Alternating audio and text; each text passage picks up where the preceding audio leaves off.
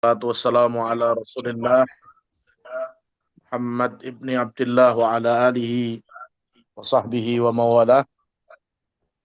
Kita awali kuliah kita dengan melafazkan basmalah Bismillahirrahmanirrahim. yang saya anggap hadir yang ada wajahnya. Yang tidak ada wajahnya tidak kita lihat.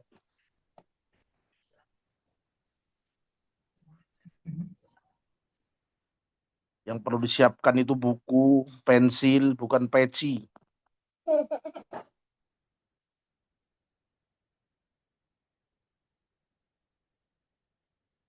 Di pertemuan kedua sebelum presentasi, kita akan menjelaskan terkait dinamika pendidikan Islam di era modern. Dinamika itu masalah. Apa problem-problem manajemen pendidikan Islam di era modern. Dan problem itu harus diurai. Sehingga orang-orang yang menggeluti lembaga pendidikan bisa menjadi problem solving. Islam itu agama yang syamil dan kamil. Agama yang luas dan sempurna. Maka segala bentuk solusi ada pada Al-Quran dan As-Sunnah. Tapi tidak semua orang mampu menerjemahkan dalam nilai-nilai kontekstual. Karena kadang salah memahami atau menganggap apa yang kita pahami sudah paling baik. Atau juga tidak mau menerima masukan dari yang lain. Pengelolaan lembaga itu pertaruhannya adalah anak didik. Kalau lembaga itu tidak berkembang karena leadership-nya lemah, pemimpinnya lemah, seharusnya leadership itu diganti, dipotong. Saya melihat leadership-nya ini anaknya pemilik yayasan, ponakannya pemilik mahat, cucu ke-11 pemilik mahat, sehingga nggak diganti. Itu nggak sehat.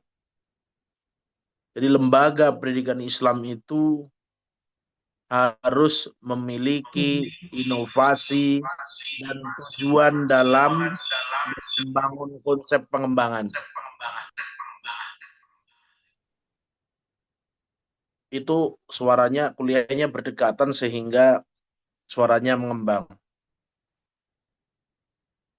Dinamika manajemen pendidikan Islam di era modern itu ditandai oleh tantangan yang besar. Jadi jangan melihat sekolah-sekolah yang besar itu, sekolah-sekolah yang besar, lembaga-lembaga pendidikan yang maju itu, dia sudah melewati beberapa tantangan dan sudah beradaptasi terhadap kondisi situasi. Tantangan besar dalam adaptasi terhadap teknologi digital dan globalisasi itu sangat dirasakan lembaga pendidikan, sehingga kadang tidak sanggup untuk mengembangkan konsep kelembagaan berbasis IT. Kehadiran IT, pengolahan nilai IT, standar penggajian dihitung pakai IT, semuanya pakai IT. Jadi IT ini memudahkan kita untuk mengelola lembaga. Tetapi IT itu bukan konsep, bukan konseptor. Tetapi dia perangkat untuk mendukung perkembangan lembaga. Saking senangnya dengan AI,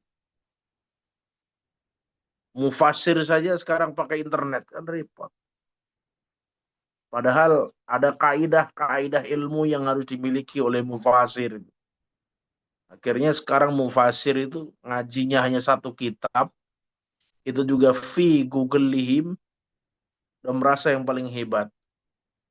Menuntut ilmu itu semakin dia banyak menuntut ilmu, semakin dia merasa tidak tahu terkait dengan ilmu itu. Apa tantangan utama lembaga itu? Yang pertama, perkembangan teknologi dan digitalisasi. Semua lembaga pendidikan itu harus beradaptasi dengan teknologi dan digitalisasi. Sekarang itu KTP, KK, ngeling, SKCK itu ada linknya, satu link. Jadi kalau saudara namanya salah satu tidak nyambung, ya konsekuensi ada data yang tidak valid. Bener nggak itu? Kalau nomor KTP kemudian dicocokin dengan paspor berbeda, tempat tanggal lahir, saudara mau keluar negeri agak repot dalam mengurus visa. Saudi daerah gurun tapi maju IT-nya. Dia sebagai pusat ibadah dan peradaban, maka dia menggunakan standar IT, menghitung suhu ruangan, dari jauh bisa mengamankan Masjidil Haram dan Masjid Nabawi dengan drone, kemudian menjaga 24 jam kenyamanan orang ibadah. Sekarang tinggal masukin ke satu kotak sistem, kaki kita pakai sendal sudah dibungkus dengan plastik. Air zam-zam yang dulu digenjot itu sekarang dipencet tinggal keluar. Itu perkembangan teknologi dan digitalisasi, adaptif terhadap perkembangan teknologi dan digitalisasi. Yang kedua, lembaga itu harus mampu mengembangkan kurikulum. Karena terdapat kebutuhan mengembangkan nilai-nilai kurikulum yang seimbang dengan kondisi. Jangan banyak teori, terus prakteknya nggak ada. Di lingkungan, di tempat pendidikan, teori digali setinggi mungkin, sedalam mungkin, tetapi begitu terjun di masyarakat nggak bisa. Dia hanya bisa berbaur dengan golongan tertentu atau orang-orang tertentu. Kemudian kualitas sumber daya manusia, lembaga pendidikan, termasuk manajemen pendidikan di dalamnya itu, jika ingin upgrade, naik dan maju itu harus memiliki kualitas sumber daya manusia. Kemudian infrastruktur dan pendanaan, nggak ada kuliah itu gratis, maunya ini itu nggak mau bayar. Karena infrastruktur dan pendanaan itu penting dalam menuntut ilmu.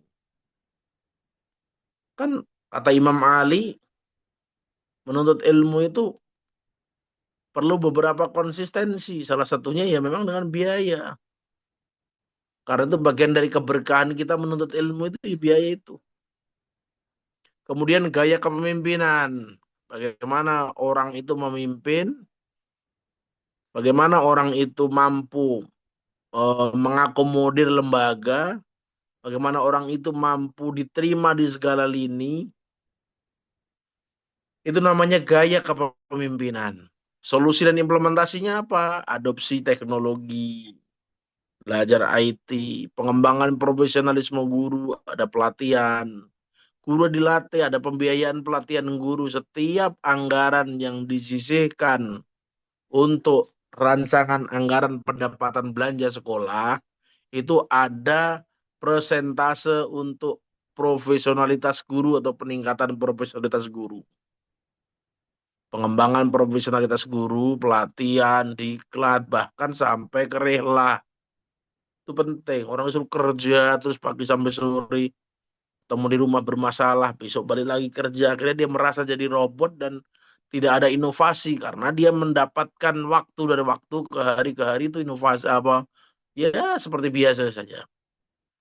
Kemudian lembaga itu jika mau maju, biar menjawab problematika masalah modern, perlu inovasi, perlu perencanaan yang strategis. Bagaimana inovasi dalam metode pembelajaran, pengembangan kurikulum, penyusunan visi misi yang realistis, mencetak manusia beriman, berilmu visinya. Tapi lulusannya cuma hafal 2 juz. Mencetak manusia yang mencetak ulama yang kredibilitas. Tapi bahasa Arab sama baca ayat masih belepotan. Mencetak orang-orang yang fakih dan Qurani, tapi nggak tahu usul fikih dan fikih itu. Jadi penyusunan visi misi itu harus strategis, realistis. Kemudian kolaborasi antar lembaga, peningkatan kolaborasi, kemitraan antar lembaga itu penting karena jangan menutup diri kalau saudara mengelola pendidikan, merasa dirinya itu paling maju dan hebat. Enggak, kamu harus lihat sekolah kiri, sekolah kanan. Kenapa mereka bisa maju, bertahan sampai puluhan tahun. Oh, ternyata ada konsep kebersamaan yang dia bangun. Ada konsep leadership kepemimpinan yang bagus. Ya. Jadi saudara ambil itu konsep-konsep lembaga pendidikan yang maju itu. Kemudian pengelolaan keuangan yang transparan. Nah, kelemahan lembaga pendidikan Islam ini tidak transparansi keuangannya.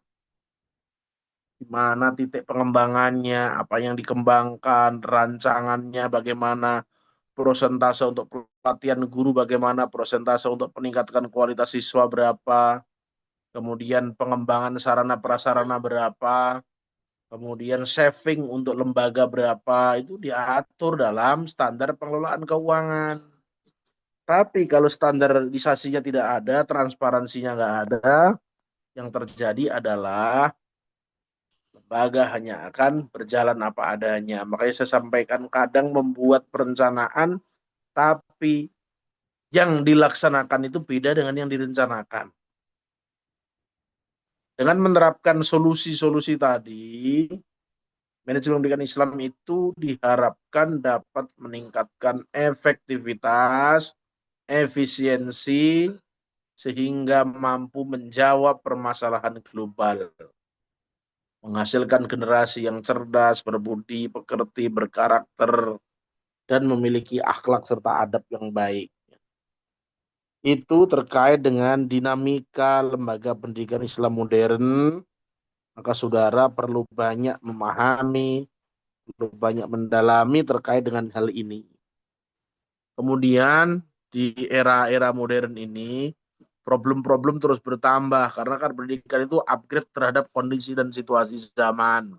Dinamikanya terus berkembang. Nah, saudara nanti dalam memaparkan itu jelaskan apa kondisi situasi lembaga pendidikan sekarang, bagaimana solusinya, kemudian ada nggak terobosan-terobosan inovasi dalam pengelolaan lembaga, kemudian bagaimana cara membangun loncatan mutu sehingga lembaga itu bisa diterima oleh banyak orang.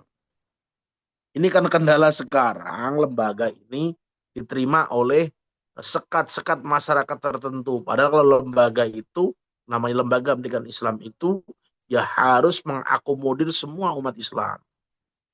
Nah, disinilah tugas saudara sebagai mahasiswa mampu memecahkan dinamika-dinamika manajerial-manajerial yang berbasis kontemporer atau berbasis modern. Karena kan masalah terus berkembang. Ada duitnya, lembaga itu ada masalah. Apalagi nggak ada duitnya, lebih bermasalah lagi. Lembaga itu kaya, fasilitasnya banyak, ada masalah juga. Masalah apa? Perawatan. Apalagi lembaga nggak ada fasilitasnya. Nah, itu penting untuk dikembangkan secara up to date. Terima kasih. Langsung dilanjutkan presentasi. Assalamualaikum warahmatullahi wabarakatuh. Waalaikumsalam warahmatullahi wabarakatuh. Waalaikumsalam warahmatullahi Waalaikumsalam warahmatullahi wabarakatuh.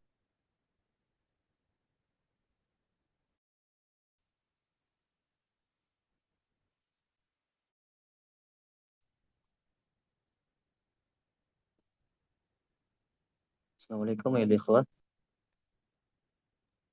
Waalaikumsalam, akhi.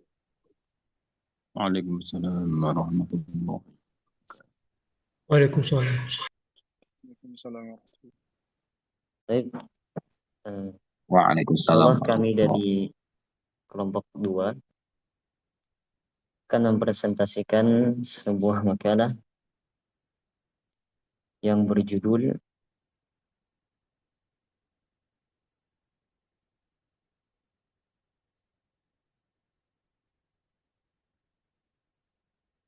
Dinamika Manajemen Pendidikan Islam di Era Modern.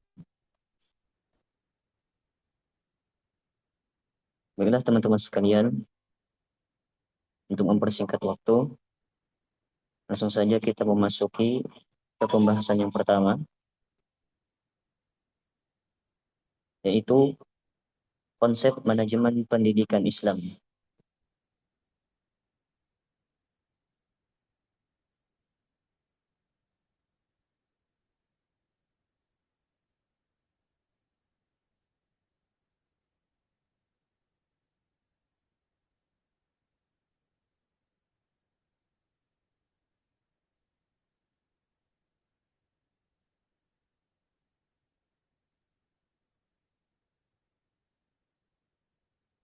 Manajemen pendidikan Islam merupakan suatu proses perencanaan, pengorganisasian, pelaksanaan, dan evaluasi terhadap seluruh kegiatan pendidikan berdasarkan prinsip-prinsip Islami.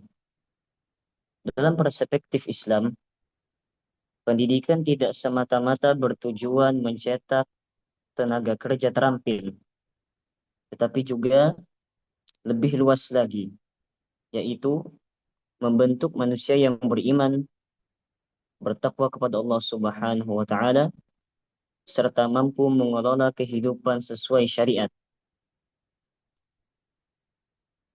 Prinsip-prinsip manajemen pendidikan Islam berakar dari atau berasal dari Al-Quran dan Sunnah Nabi Muhammad SAW. Antara lain seperti amanah, musyawarah, keadilan, dan profesional. Seorang pengelola lembaga pendidikan Islam harus memegang dengan teguh nilai-nilai tersebut agar proses pendidikan berjalan seimbang antara aspek duniawi dan ukhrawi. Selain itu juga, manajemen pendidikan Islam mencakup beberapa fungsi utama, yaitu yang pertama, perencanaan. Maksudnya adalah menentukan arah, visi, misi, serta tujuan lembaga pendidikan. Yang kedua, pengorganisasian. Contohnya adalah pembagian tugas, kewenangan, dan tanggung jawab di antara tenaga pendidik, tenaga kependidikan, dan peserta didik. Kemudian yang ketiga, pelaksanaan. Contohnya, realisasi kegiatan belajar mengajar sesuai dengan kurikulum dan nilai Islam. Kemudian yang keempat, pengawasan. Maksudnya adalah monitoring dan evaluasi untuk memastikan tujuan pendidikan tersebut tercapai dengan baik. Dengan pemahaman konsep yang jelas, manajemen pendidikan Islam akan memiliki fondasi yang sangat kuat dalam menghadapi perkembangan zaman. Kemudian kita memasuki pembahasan yang kedua yang akan disampaikan oleh saudara kita Faris. Kepada beliau kami persilahkan.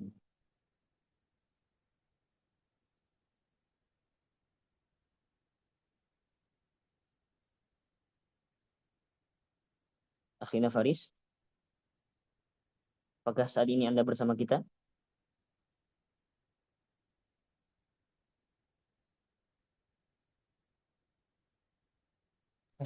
Taib.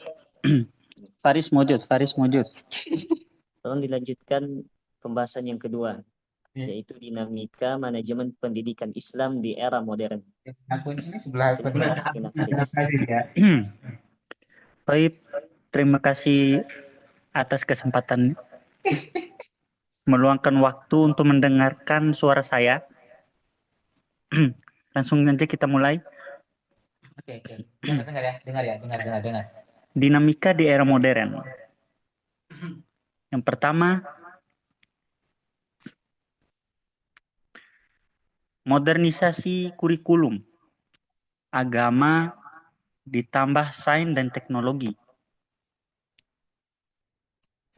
Yang kedua, integrasi teknologi digital atau disebut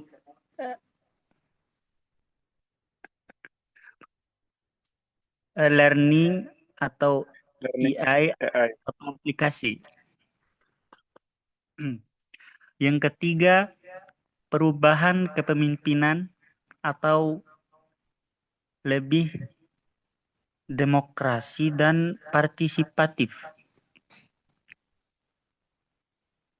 Yang keempat, globalisasi nilai dan budaya atau perlu filter Islami.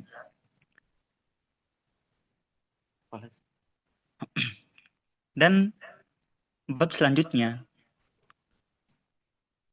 tantangan pendidikan Islam.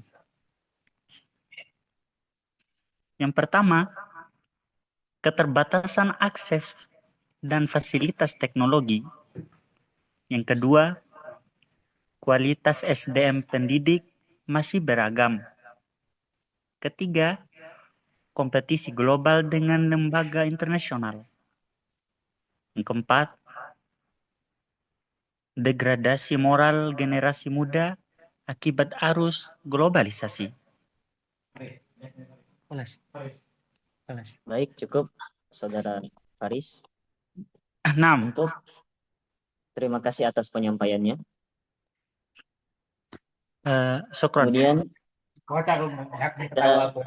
beralih ke pembahasan yang terakhir, yaitu peluang dan strategi penguatan yang akan disampaikan oleh saudara kita Adiman. Kepadanya kami persilahkan.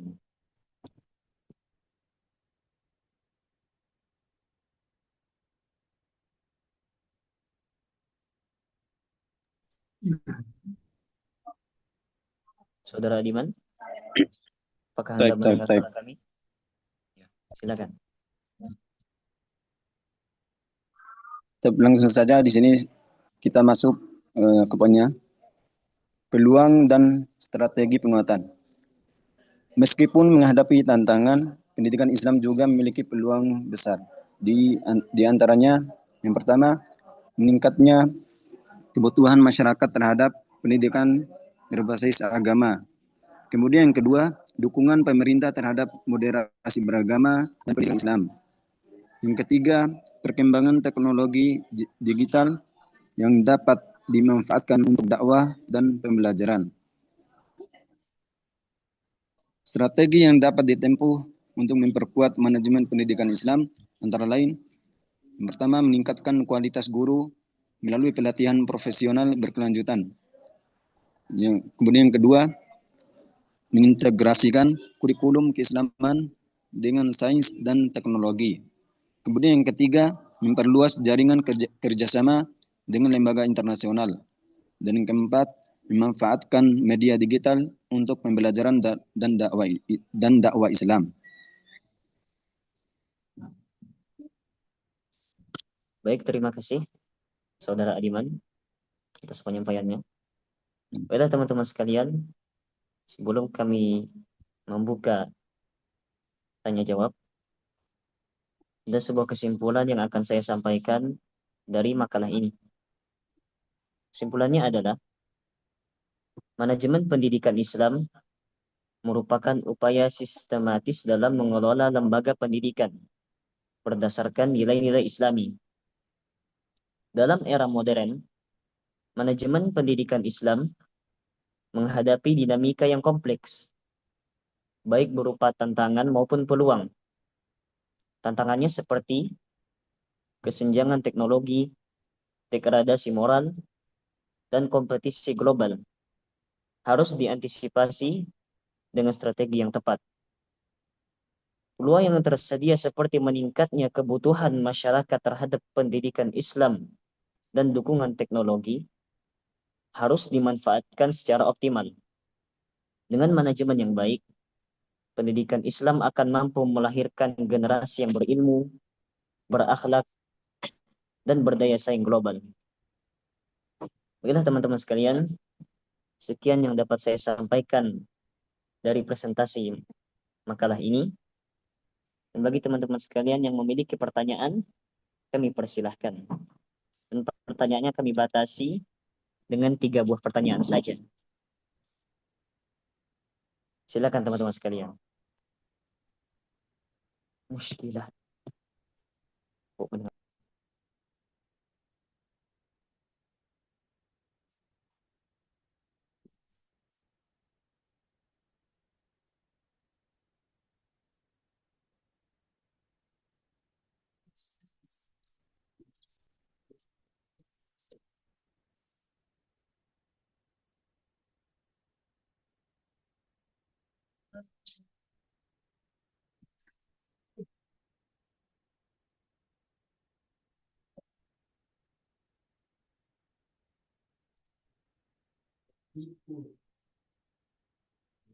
Thank you.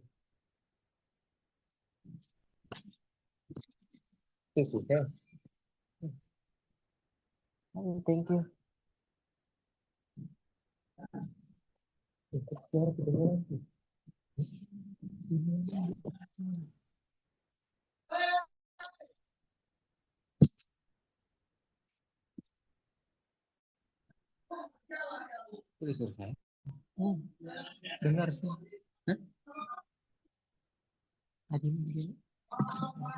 Ini apa Diman?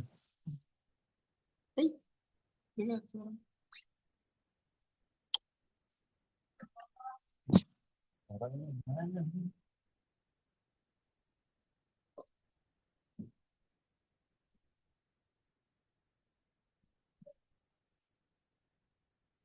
Ini apa ya?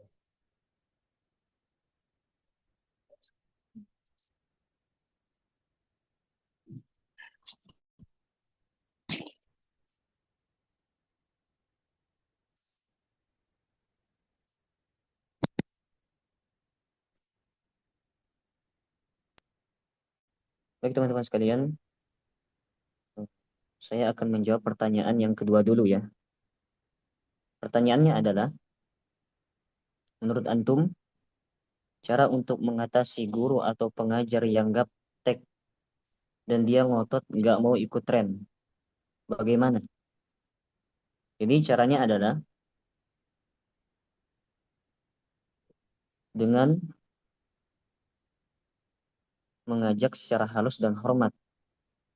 Tunjukkan manfaat teknologi secara nyata untuk memudahkan pekerjaannya. Beri pendampingan sederhana. Dan jika tetap menolak, fokus pada kerjasama sesuai kemampuannya tanpa memaksa.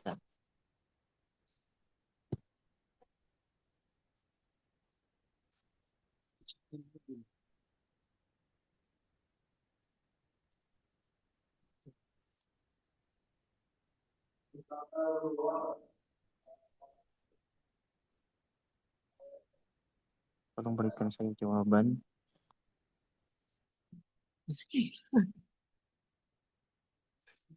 Syukran jazakumullah.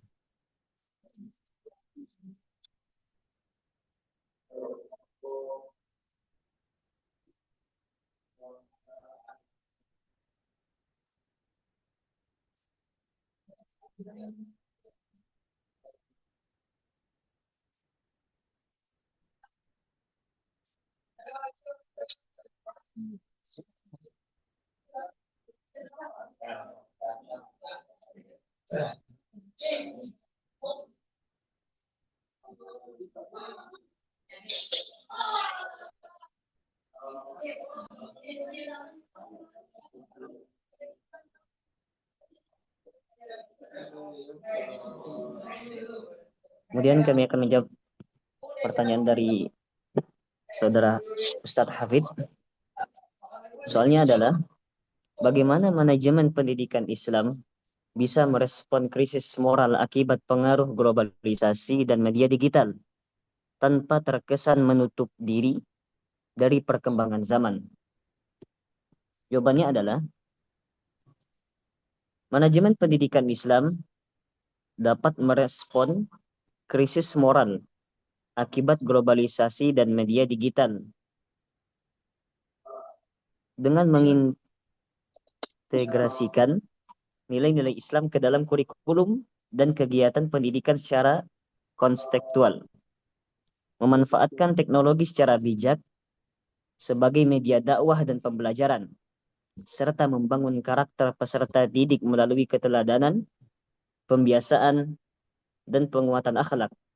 Dan dengan cara ini, pendidikan Islam tetap relevan dengan perkembangan zaman tanpa kehilangan prinsip nilai-nilainya.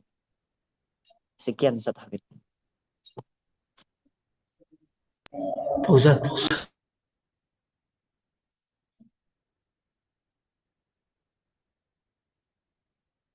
Oke, terus perbanyak pertanyaan yang sesuai dengan kapasitas masing-masing. Tidak harus bertanya, bisa juga menambah, bisa juga memberikan komentar, bisa juga memberikan arahan terkait dengan pengalaman yang sudah dilakukan. Sehingga Saudara nanti ketika terjun di lapangan sudah memiliki bekal yang maksimal, sudah memiliki kemampuan yang maksimal, dan sudah memiliki kompetensi. Dan sampai terjun di lapangan mengajar, kompetensinya kosong, kemampuannya nggak ada, karena guru itu tidak cukup ceramah, tapi memiliki metode-metode dan memiliki gagasan-gagasan serta wawasan-wawasan untuk pengembangan anak didik. Begitu juga dengan para praktisi media dan lembaga. Lembaga itu bagaimana caranya mampu mengakomodir orang. Saudara saja nggak bisa diterima orang, bagaimana merubah kondisi situasi. Saudara dalam situasi tertentu tidak bisa diterima orang, bagaimana merubah kondisi. Nah, disitulah fungsinya pendidikan harus mampu memecahkan problem-problem itu. Silakan.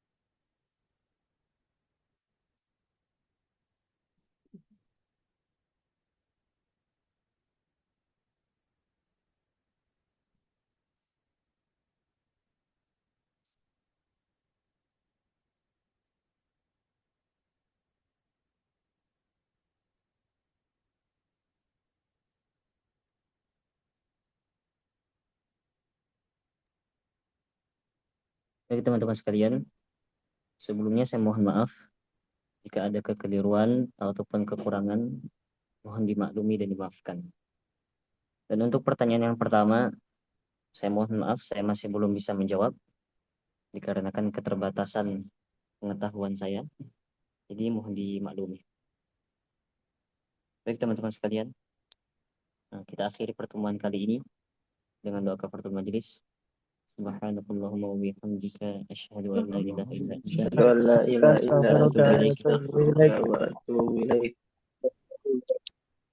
Wassalamualaikum warahmatullahi wabarakatuh. Waalaikumsalam warahmatullahi wabarakatuh. Waalaikumsalam warahmatullahi wabarakatuh. Kamera. Baik. Besok lagi ketika menjelaskan sesuatu itu dan membuat makalah itu, ya makalahnya itu ya ditambah jumlahnya biar tidak terlalu singkat. Kemudian khasanah keilmuannya itu digali, referensi-referensi itu ditambah sehingga makalah ini jangan sampai kalah dengan anak SMA. Bagaimana saudara mendefinisikan sebuah istilah, bagaimana saudara menjelaskan sebuah kondisi, itu bisa diangkat dalam studi kasus. Contohnya kasus ini, di mana itu bisa dijadikan bahan kajian diskusi untuk memantapkan keilmuan saudara. Jadi ketika saudara menggali materi, kalau cuma 1, 2, 3 lembar, 4 slide itu nggak masuk di filosofis itu. Jadi saudara gali potensi, tambah referensi, kemudian Gila Nabil, Apa, Abdullah Pak? Yusuf nyetir Mas. Tolong itu di-mute Mas suaranya.